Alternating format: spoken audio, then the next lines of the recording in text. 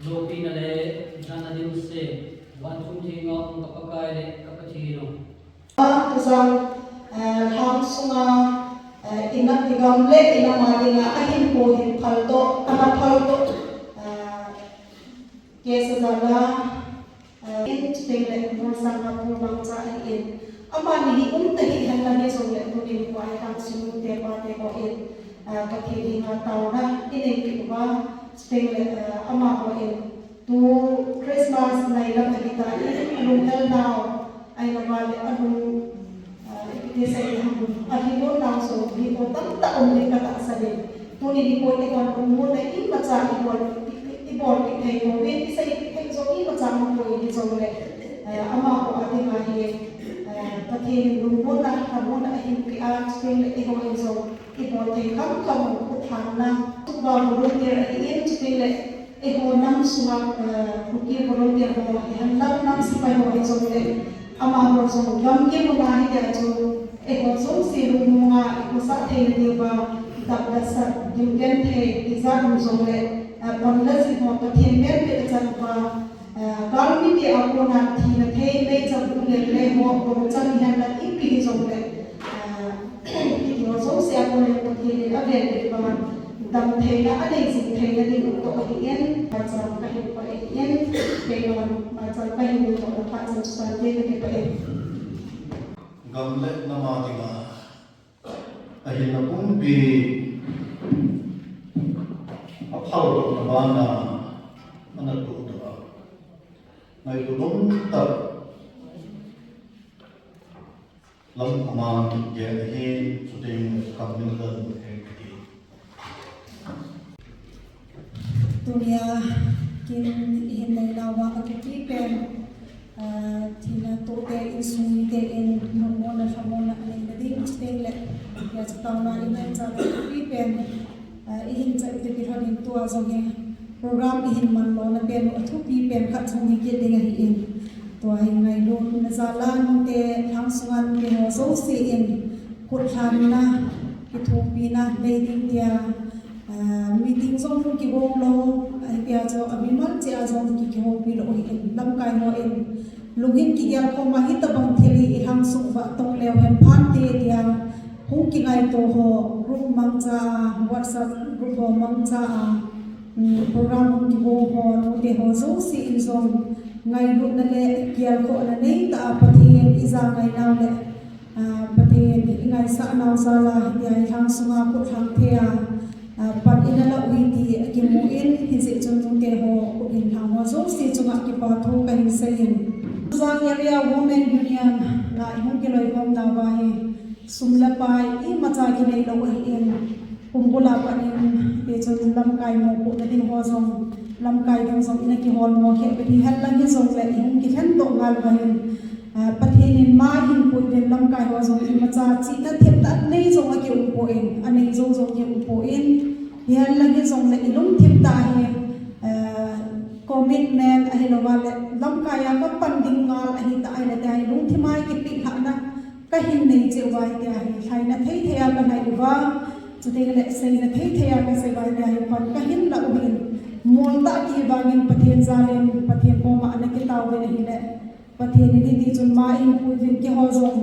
pathen nong se na zalen gal la to la ka hai le na ho zong la athi amang zong ko mu pu vin dam se le nute lam kai wa zong se yong ko mu vin hi le pathin ka hin thang ba in video bin ama sa pe na hi ana thima sa hi le Kamminlal ama hi hung hi a hi in ama insung mite thil pi to na e ne video bin ta ko advisor ko ba thang lon khorzang in pi pu ama sa na in video bin ka hin te me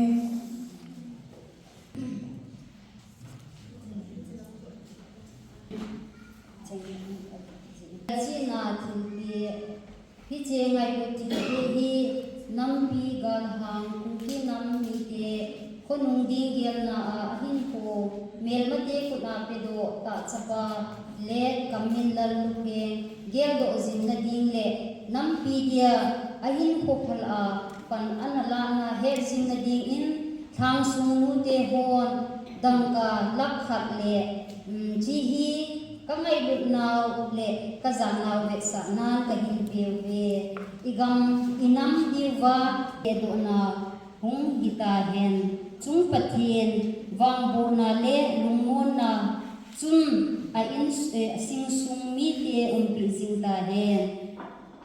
athi ni 16 May 2024 amun tuzang 1 Aniko 15 December 2024 Tuzang Women Union Chairperson Hoinu Monagam Secretary Boynu Ke Songtun Chihi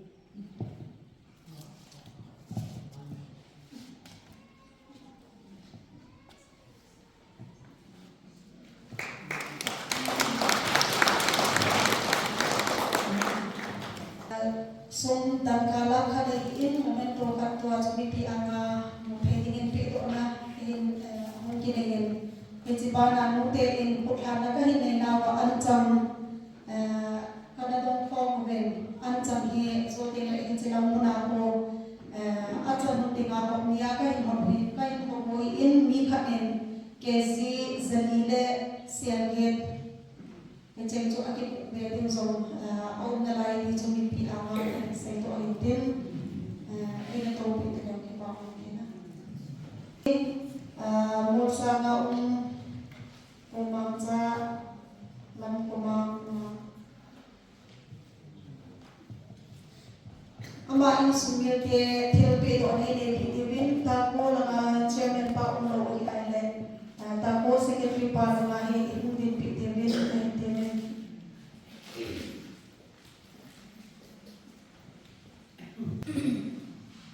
Melchi na thilpe hi Ngailut thilpe hi nam pi gal ha ki nam mi te konung dingel na ahin ho melmate khuda pedo ta chapa let Lamkhomang Kipgen geldo jingna dingle nam pi dia ahin ho phala pan ala na he jingna ding in thang sung te hon dangka lakhat le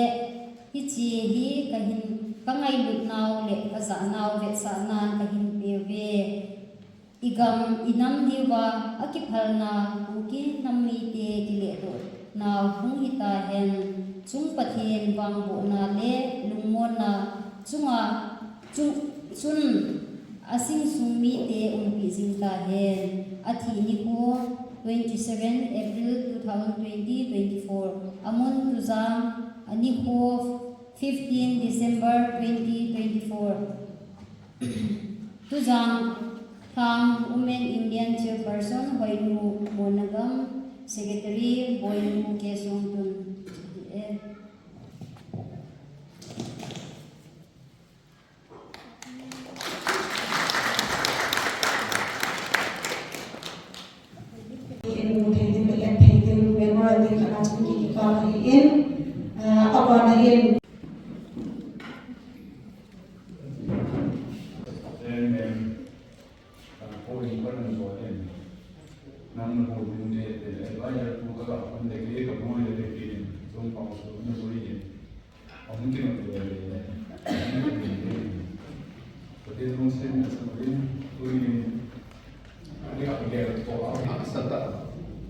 tak satu jodoh kita nutia ko tangkan ho ne mo ke di bawah ka sa ini itu na so ke ne na ku se yo ka mo me ka ko ka ni ma se ko sa so so la ka ne ka ne to na iglesias ka me sa ko me tidak ada yang part ni baru jadi lo se part ka se niที่พาดเราไม่เปลี่ยนพาดเราไม่ที่พาดกับพาดเราไม่บุญโดยพาดเราไม่กับพาดเราไม่ไอ้ที่เป็นโน้ตเสียพาดไม่เห็นจะว่าอะไรก็โน้ตสูงเปลี่ยนพาดเราไม่ที่พาดเราที่ดูนี่นี่เป็นพาดคนสลันเสียดูนี่ตัวเด่นอยู่เอ็มโมเดลสัญญาเกี่ยวกับว่าผู้เขียนมันจะไอ้เนี่ยที่พาดเราไม่เกี่ยวอะไรเลยที่เด็กเอ็นดูเป็นยังไงไม่สามารถที่จะ TAWU mungkin nampak, itu lepas buku ini, buku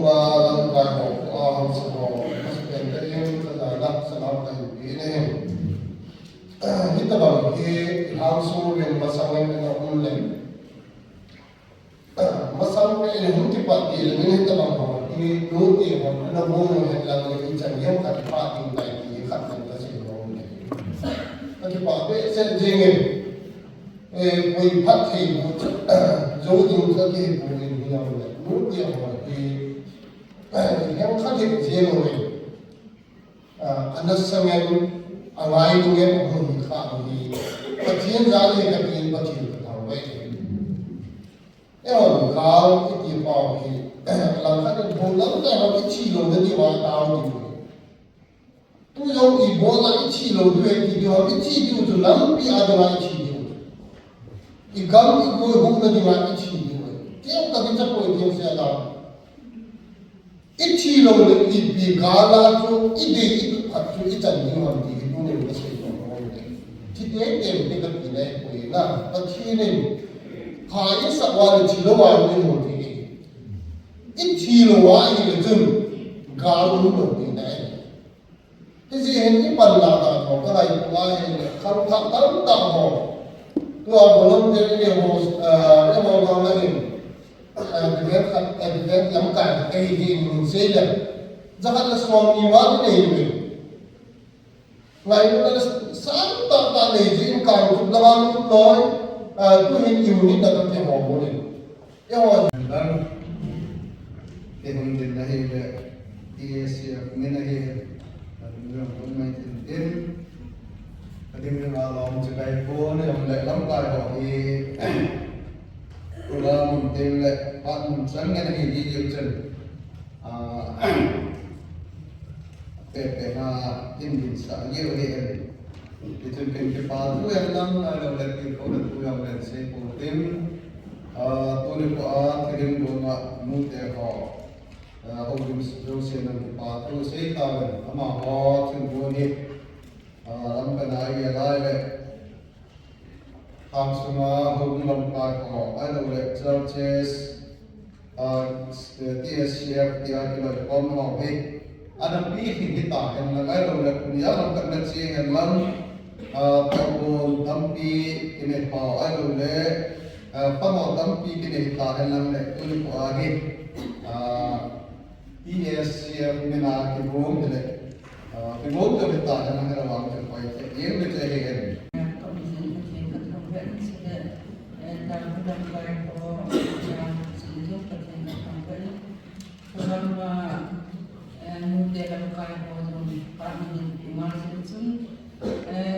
Saya ini yang suka heboh, kita kipu etik kalbar yang saya ini kan